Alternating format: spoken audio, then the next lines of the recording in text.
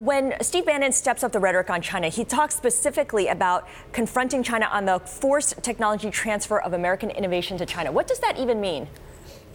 Well, what he means is that when American firms partner with Chinese companies, they often have to force technology transfer, which Bannon tells me in this piece essentially saps the essence of American capitalism. And if the U.S. government doesn't take steps to more aggressively confront this, that the U.S. will become, in Bannon's words, a tributary state of China. And so the news in this piece is that Bannon has been meeting with Henry Kissinger and plans to form a group that will pressure the American government and raise public awareness and try and get President Trump to follow through on some of the more aggressive actions that he promised as a presidential candidate but hasn't yet followed through on as president.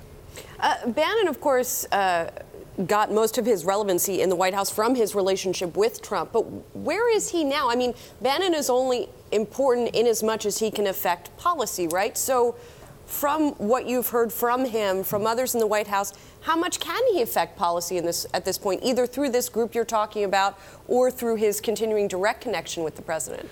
Well, it's not yet clear, but what is clear is that there are two avenues through which Bannon can affect Trump. Number one is the two of them still talk. And one of the minor news items in my piece, I report that when Bannon was in Hong Kong delivering a speech on U.S. economic nationalism on September 12th, he actually called Trump from Hong Kong, and they had a discussion. Bannon wouldn't tell me what it was about, but presumably it was about China and what Trump ought to be doing in terms of confronting China.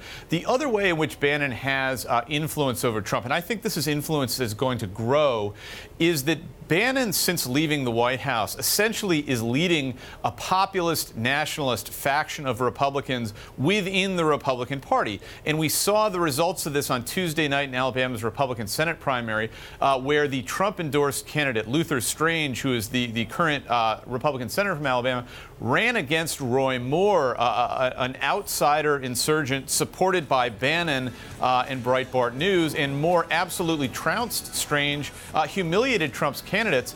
Bannon now is out in Colorado recruiting additional Republican challengers to run against incumbents in other races. So if Bannon continues to have this kind of success, he is going to have more say in how Republicans talk about issues like China, and probably also how the kind of pressure that the White House will come under and how it ought to be addressing these issues.